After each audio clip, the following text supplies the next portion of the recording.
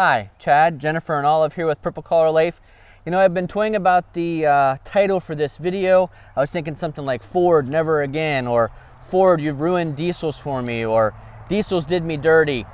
Basically, the gist of this video is why we were unhappy with the Ford diesel and why we may never have another diesel. You see us standing in front of an F-350 here. This is actually a new F-350 with the Godzilla engine. So we'll do a future video about that. But I wanted to tell you about why after 17 years, we ditched our Ford 6.0 PowerStroke diesel. That's loyalty. That's loyalty, for sure. Some people might ask, why did you keep it so long if you had so many problems?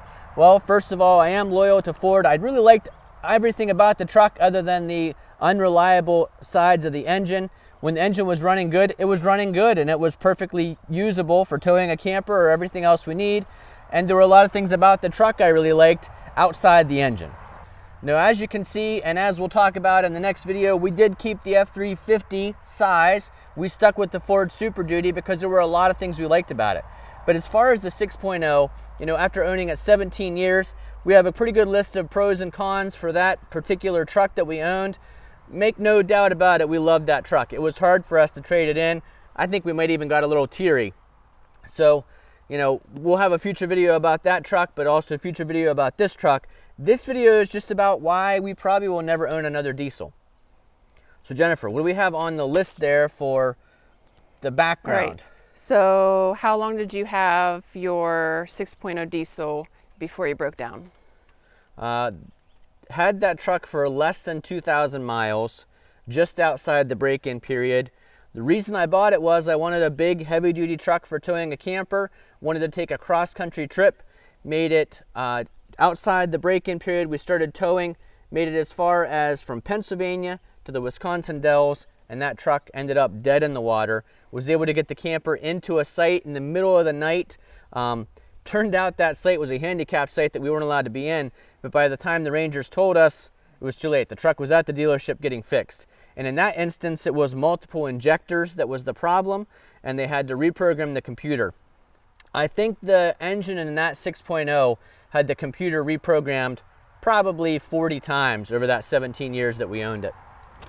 Oh, and that prevented you from even finishing your trip. Correct. So the trip was intended to go to Yellowstone. We only made it as far as the Wisconsin Dells, multiple days in the shop, hooked up to the camper, headed back home. All right, let's see if you remember what else went wrong with it in the early years. So all under warranty, so there was no additional expense to us, but it was a huge inconvenience. Typically happened while we were towing, or, you know, when you're using a truck, it's because you need to use a truck. So if it breaks down while you're using it, there are things you can't do. So I know for sure we had under warranty 2 or 3 turbos replaced. So that's a big deal. It's a big task. You've got to have the truck in there for a couple days. We had the FICM replaced. For those of you that aren't familiar, that's a fuel injection control module. Multiple injectors in each location. We had the turbo cleaned a couple times.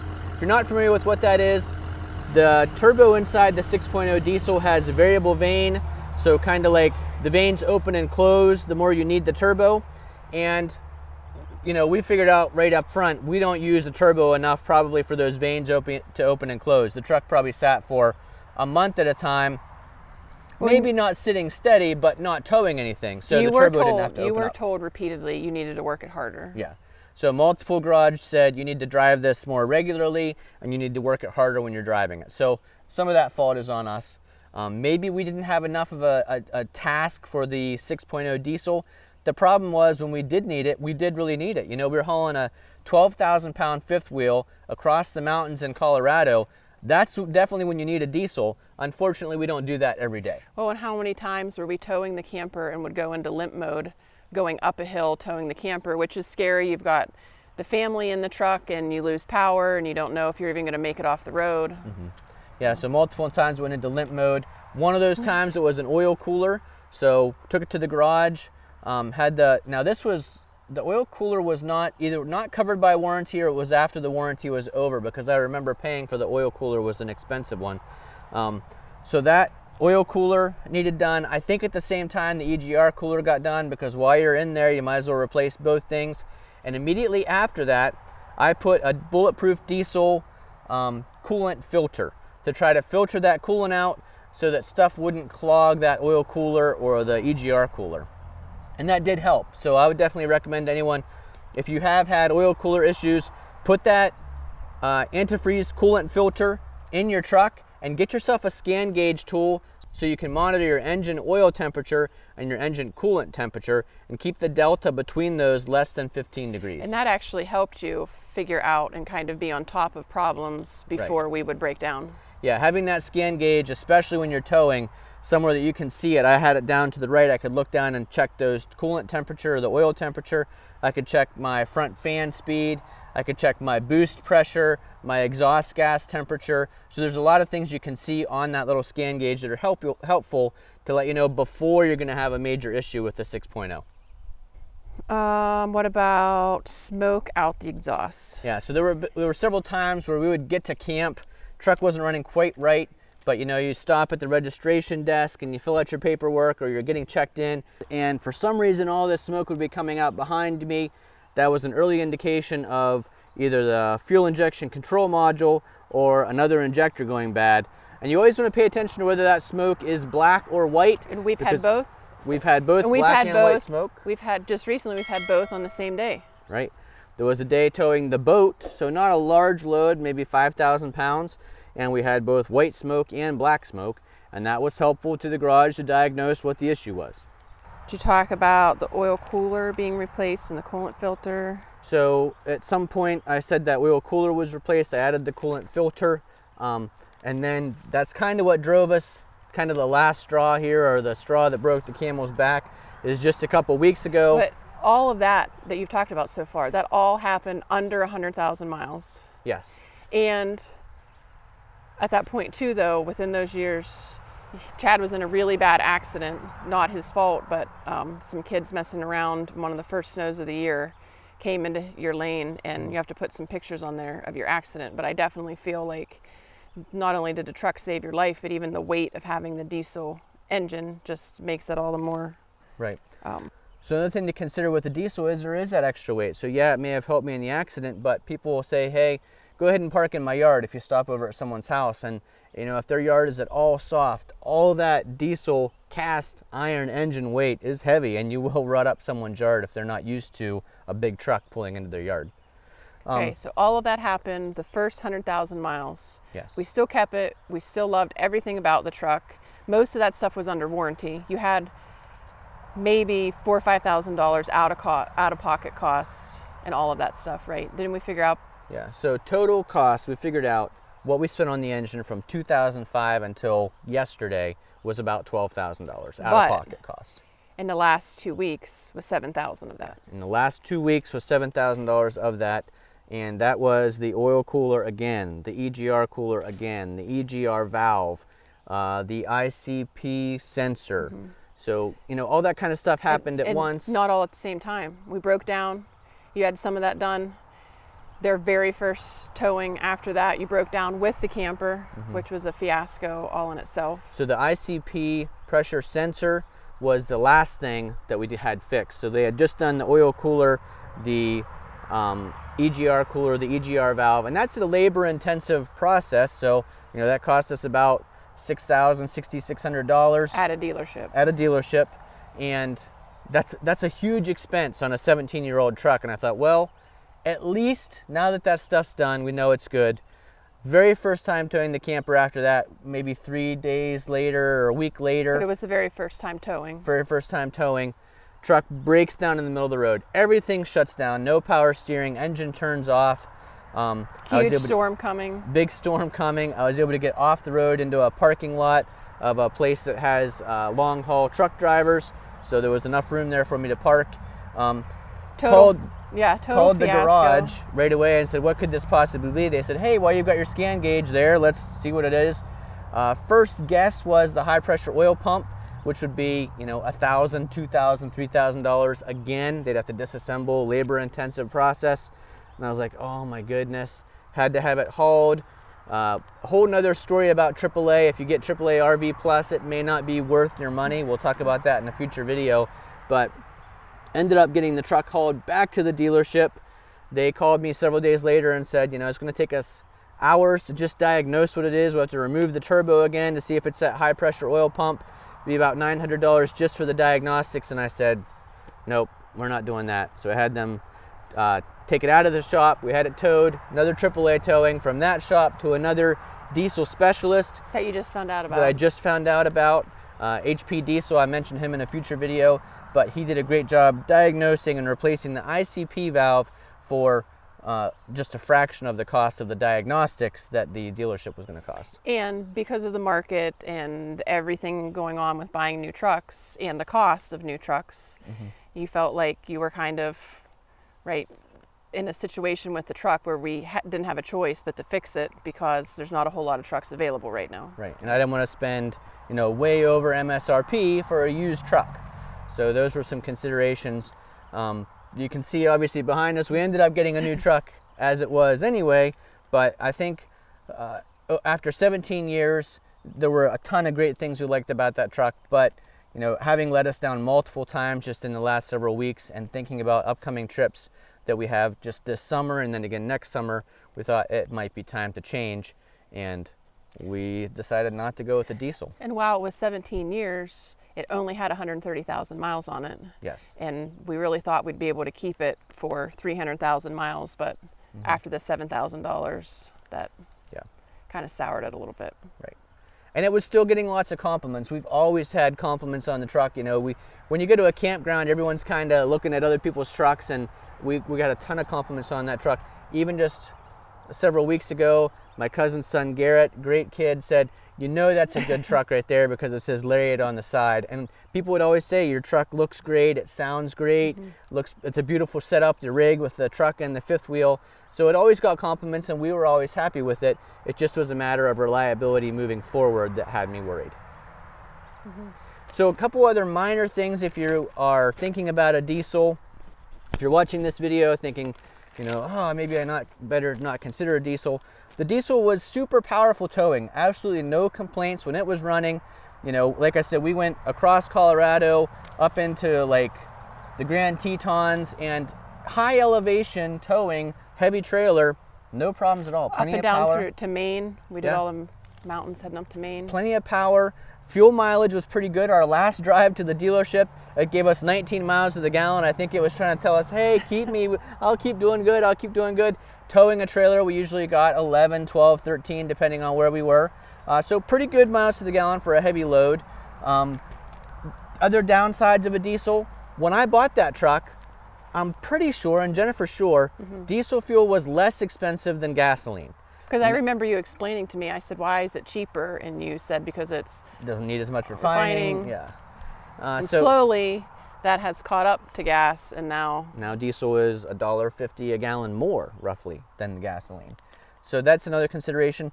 Maintenance costs are way more on a diesel engine, you know, and a lot of it is, you know, we didn't drive it enough, so we had additional costs just to keep things going. But I mean, just regular oil changes, if you think about that, you're buying 15 quarts of oil in the filter as opposed to 5, 6, 7 quarts of oil in a filter with a gasoline engine. And I was really regular about my oil changes. I bought the Motorcraft PowerStroke oil for it for a long time. I finally switched to the synthetic Shell Rotella oil. No complaints about either one of those oils, but you're buying a lot of oil at a time. And the cost up front to buy a diesel. I didn't realize that. Yeah, it's about $10,000 more to buy a diesel version of a truck versus the gas version. But that, a lot of people will tell you, that payoff also happens in the end when you trade it in. A diesel is going to be worth more than a gas engine. Now we'll see if that continues with the 7.3 in the future. Will this not be as valuable as if we had bought the diesel truck? We'll find out in 17 years when we decide to trade this in. Another issue you've had with diesel is our area of diesel mechanic is over an hour away from us. So it used to be every Ford dealership had a diesel mechanic. They could work on the 6.0. In the last 5 to 10 years, they've lost diesel mechanics or they're no longer able to work on the 6.0. So it was an hour and 15-minute tow from here or drive to a mechanic that'll work on a diesel engine. So that's hard too. It's not just, you can't just pull into any shop, even a Ford dealership, and have work done. You did pretty good remembering your list. Thanks. Okay, so I feel like you've been really hard on our truck that we loved so much. And I mean, how many times did people say to you when it would break down, when are you going to get rid of that 6.0? Yeah. Over and over and over again? And I'm not. I mean, it was probably that first trip with 2,000 miles on it when it broke down. People were like, "That's a horrible engine. You got to get rid of it." At the time, it was pretty unproven from Ford, the 6.0. There were a lot of great features about it. At the time, it was the best-in-class horsepower, the best-in-class torque. It had that undeniable diesel sound, that 6.0 sound. And you're kind of, with your vehicles, you're a little bit snobby and showy sometimes. So I bet that drew you to it too. I don't know about that, but we do try to keep our vehicles nice. I mean, considering you've had a truck for 17 years, Yeah. and most of my other acquaintances have traded in vehicles, you know, after 2, 3, 4 years, and they'd say, "Why do you still have that 2005?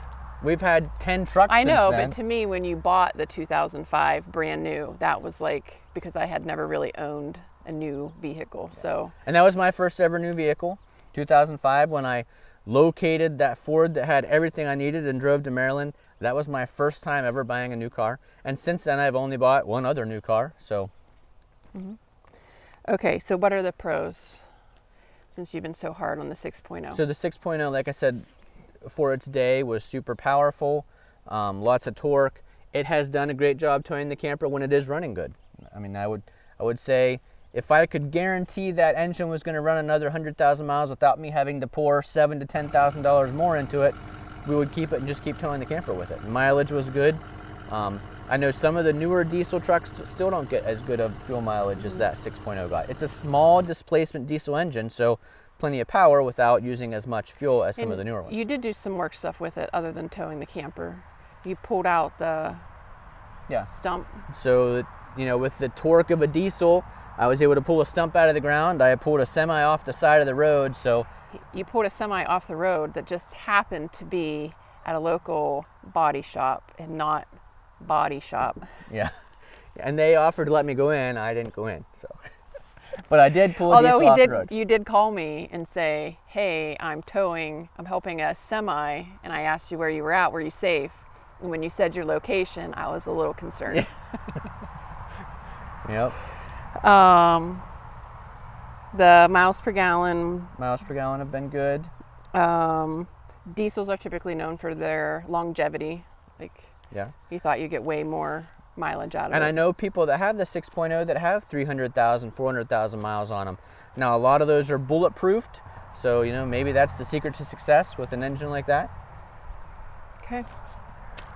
So I guess final wrap up here, you know, it wasn't all that bad. We did keep it 17 years. We loved pretty much everything about the truck other than that 6.0 engine. And there were times we loved the 6.0 engine.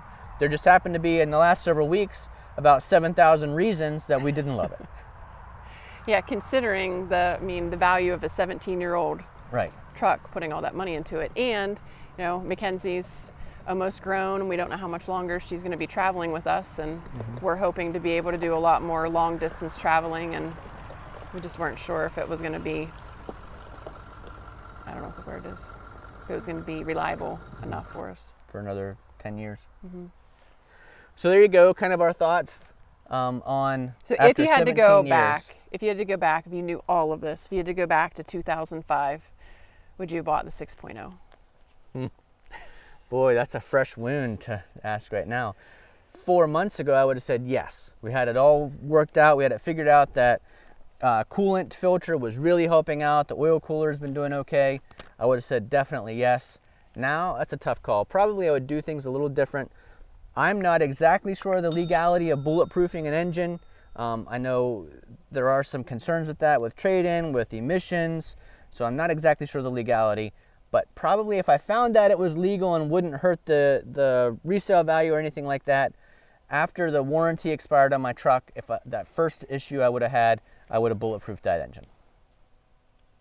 Looking back on it now. And definitely before spending $7,000 2 weeks ago, I probably should have bulletproofed it.